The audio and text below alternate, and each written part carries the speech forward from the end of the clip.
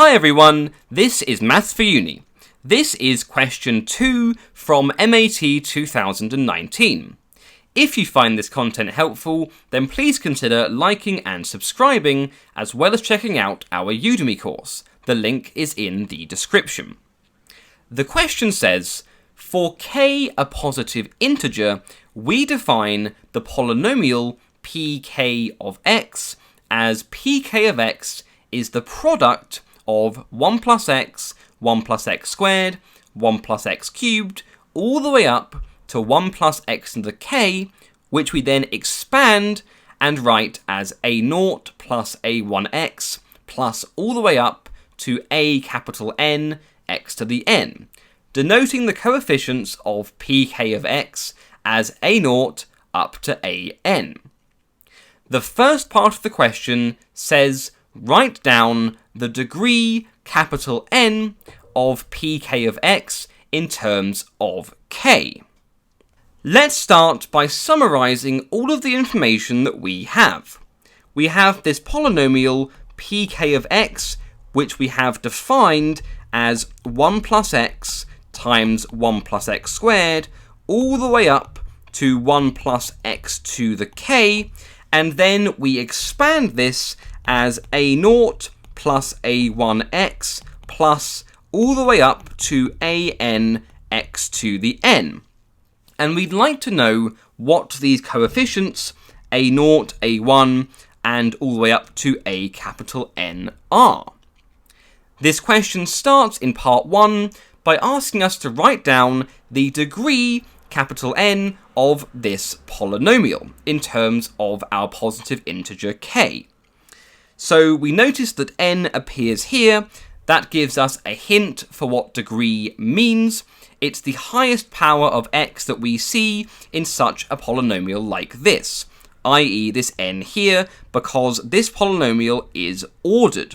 There are no terms like x to the n plus 1, and so on.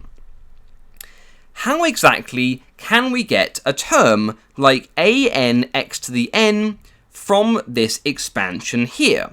Well, because it's the highest order term that appears, it must be that we obtain it from expanding x with x squared with all of the x to the r's up to x to the k. This tells us how to calculate this capital N. In particular, x times by x squared times by all of these things x cubed all the way up to x to the power of k gives us our an x to the n. There are no other terms on the left-hand side that could give us this highest order. All of the other terms will involve multiplying at least one of these ones, which will give us a lower order term, i.e. that appears in here. This tells us, not that we need it, that a capital N is 1, but then we can also find the value of capital N by comparing the x to the n's on both sides.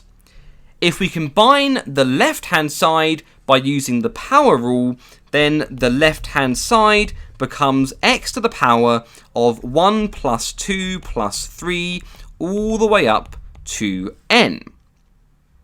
Apologies, that's not n, that is k.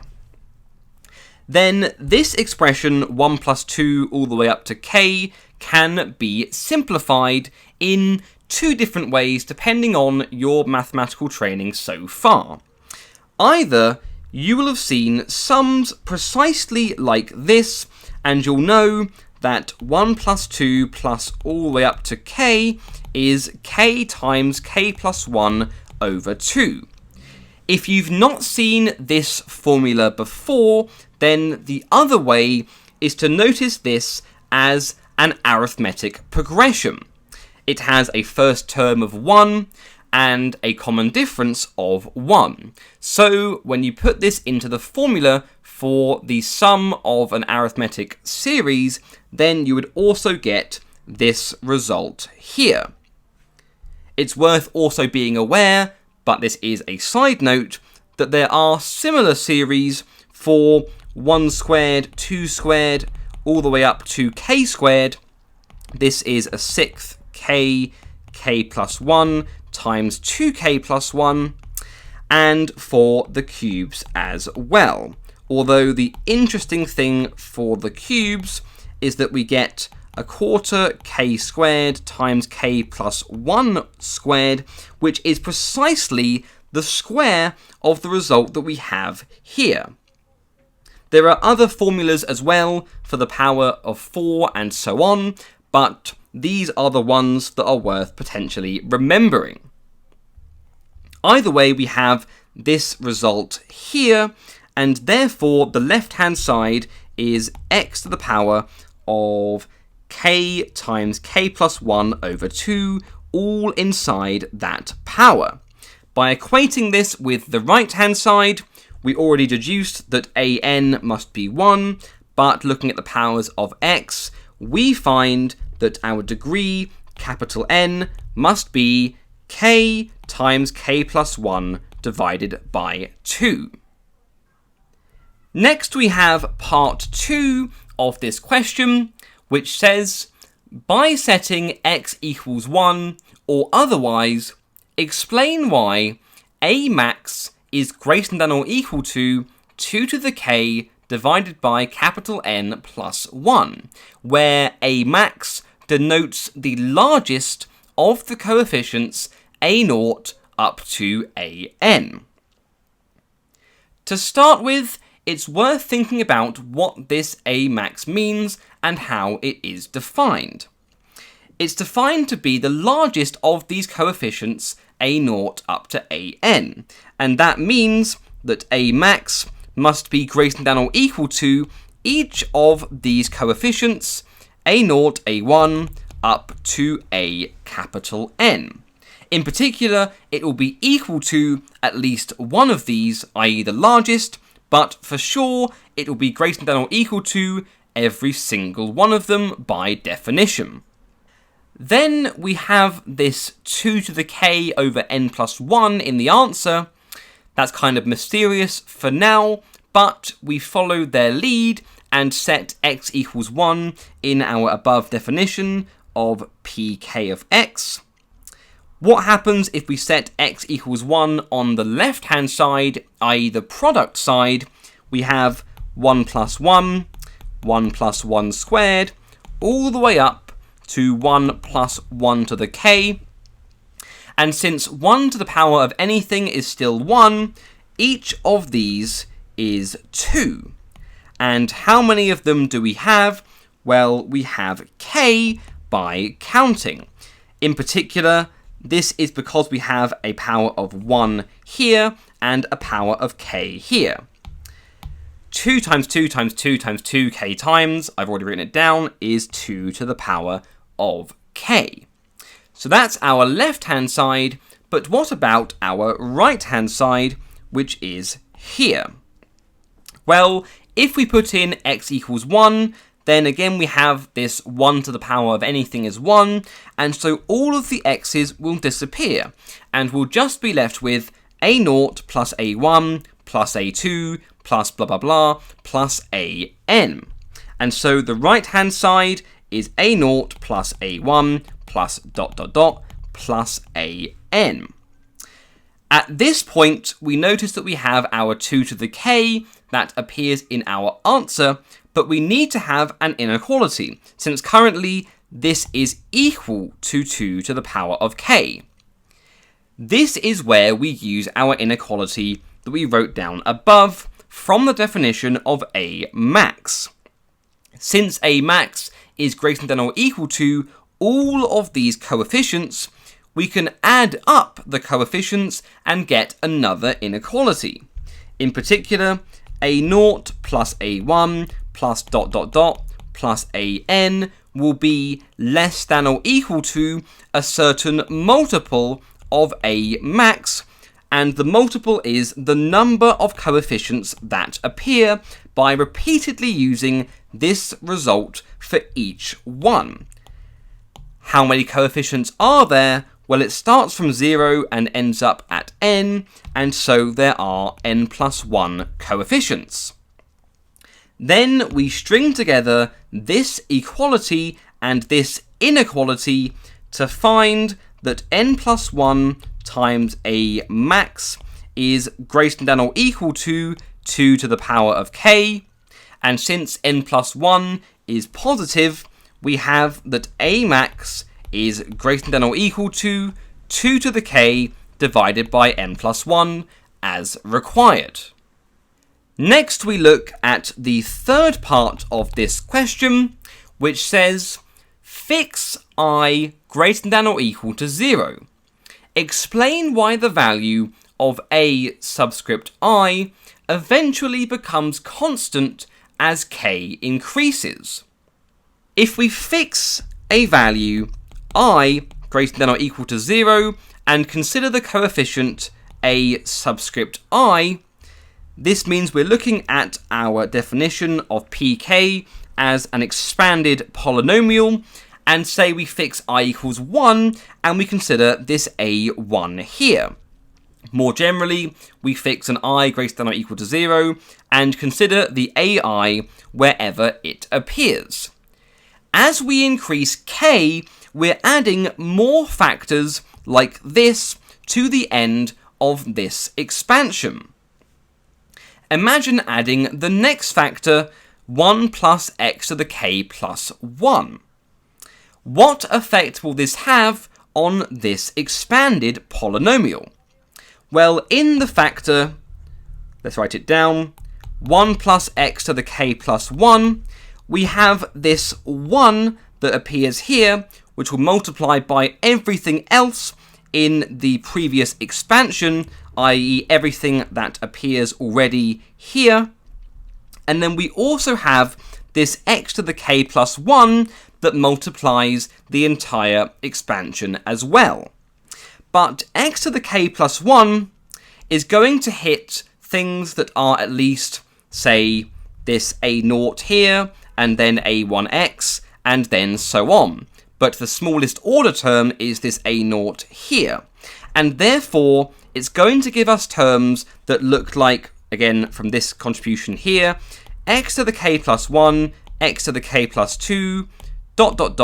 and the final term will be x to the n, whatever n is, again we wrote that down earlier, plus k plus 1.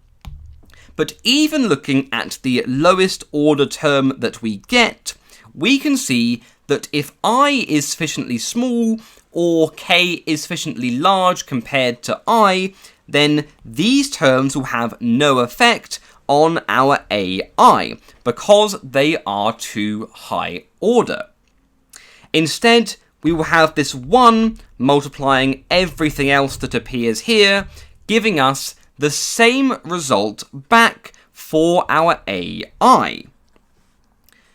More concretely, the factor 1 plus x to the I is the last factor that's going to affect the value of a sub I, because we have this a0 that's here, and it will multiply by the x to the I and give us a term that is of the form x to the I. The a1x and so on will not contribute because we will have an x to the I plus 1 and so on that will not have any effect on the ai. After this factor though, we have 1 plus x to the I plus 1, and this will have no effect due to the reasoning we explained above.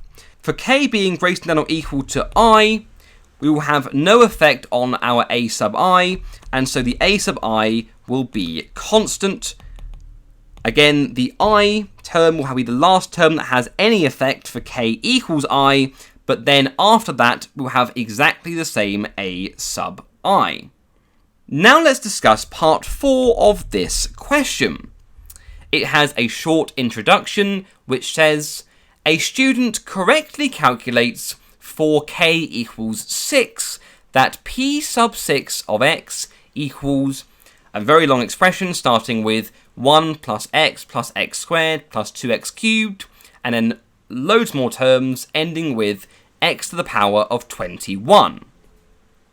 Part 4 then says, on the basis of this calculation, the student guesses that ai equals a n minus I for all of the i's between 0 and n, i.e. for all of the coefficients, we have this kind of symmetry that we have displayed in the above expression for P6.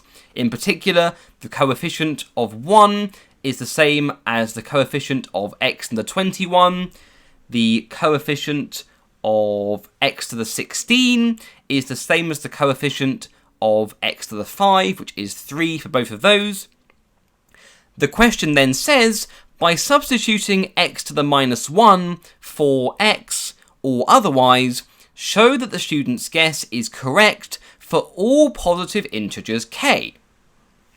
If we again follow their lead and substitute x to the minus 1 into our definition of pk of x, which we wrote down at the beginning, on both sides, here and here, then what will we get? On the left-hand side, we'll have 1 plus x to the minus 1, 1 plus x to the minus 2, all the way up to 1 plus x to the minus k. If you notice, by bringing out the factors of x to the negative powers, we can write this quite similarly to our original pk of x. In particular, this thing here is x to the minus 1 times 1 plus x, by reordering the terms. Similarly, this thing here is x to the minus 2 times 1 plus x squared, and this thing here, all the way at the other end, is x to the minus k times by 1 plus x to the k. Therefore, since these terms are the ones that appear in our original pk of x, we have x to the minus n, which comes from our x to the minus 1, x to the minus 2, all the way up to x to the minus k. Again, because this is the 1 plus 2 plus all the way up to k thing as before. And then we have our 1 plus x all the way up to 1 plus x to the k. Next, we can look at the right-hand side of this expression and see how that looks when we have the x to the minus 1. The right-hand side looks like a0 plus a1 x to the minus 1 plus all the way to an x to the minus capital N. And again here we can kind of bring out the negative powers by factoring out an x to the minus n. What happens when we do this? Well, let's go in the order that we have here. We will have an x to the n a0, because the n and the minus n will cancel out to give no x's in here. Then we'll have an x to the n minus 1 with an a1, and we'll go down by descending in powers of x all the way to our a subscript n with no x's next to that one. Again, we've put x to the minus 1 into both sides of our pk of x, and so this thing is equal to this thing, but we notice that this thing again is pk of x, and so by equating these two results and by cancelling out the x to the minus n on both sides, we find that pk of x is equal to, by reordering the things in here in increasing order now, an plus an minus 1x, that will be a term in here, plus all the way up to a0 x to the power of n. Our original definition of pk of x had pk of x being a0 plus a1x plus all the way up to a capital N x to the power of n. These two expressions must be exactly the same polynomial, and the only way that two polynomials are the same is if all of their coefficients match as well, and therefore we have an equals a0, an minus 1 equals a1, all the way to a0 equals an, which is describing the same thing as here. Either way, because we have all of these terms doing this, we have shown that a subscript I is equal to a subscript n minus I for all of the i's between 0 and n, because of this symmetry with using x to the minus 1. Finally, let's discuss the last part of the question, which is part 5. This says, on the basis of the same calculation, the student guesses that all whole numbers in the range 1, 2, all the way up to a max appear amongst the coefficients a0 up to an for all integers, positive integers, k. It asks us to use part 2 to show that in this case, the student's guess is wrong, and it asks us to justify our answer. So first, let's have a think about what the student is saying occurs for this polynomial. They're saying that all of the values between 1 and a max appear amongst the coefficients a0 up to an. This is because they look at the calculation from the introduction to part 4 and see that 1, 2, 3, 4, 5 all appear, since 5 is the maximum coefficient, in that expansion for P6 of x. And they guess that this occurs for all positive integers k. However, they have told us that this is in fact wrong, and let's try and see why exactly this must go wrong as k increases. If all of the coefficients are to appear, i.e. 1, 2, all the way up to a max, then we must have that a max is less than or equal to n plus 1. This is because there are n plus 1 coefficients in here, and we want all of these values from 1 up to a max to appear within these n plus 1 coefficients. This is quite a crude inequality, i.e. it's not very good, because we have our symmetry from the previous question that could allow us to half. However, we will not need this here, and we can still proceed regardless. Recall that we have our earlier inequality that they asked us to examine in part 2, which is that a max is greater than or equal to 2 to the k over n plus 1. We can chain these two inequalities together to give us that 2 to the k over n plus 1 is less than or equal to a max from the second inequality, which is less than or equal to n plus 1 from the first inequality.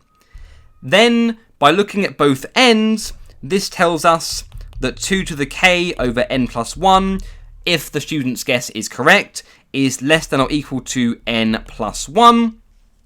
By multiplying up, this tells us that 2 to the k is less than or equal to n plus 1 all squared, and we can put in the value n that we found in part 1, which was k times k plus 1 over 2, and then we have the n plus 1, and we have this being squared. The problem with this inequality, which will give us our contradiction for why the student's guess cannot be correct, is that this inequality has an exponential function that appears here being bounded by, with this inequality that appears here, a polynomial function in k here on the right hand side. We know that exponentials grow much more rapidly than polynomials due to their nature. And so, as k increases, eventually this inequality must be broken. To finish off, we would write precisely that this inequality could not hold for large values of k.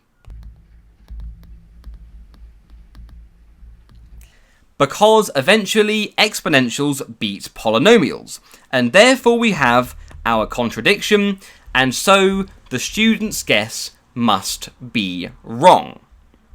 If you found this content helpful, then please consider liking and subscribing, as well as checking out our full Udemy course, of which the link is in the description. Thanks for watching, and goodbye for now.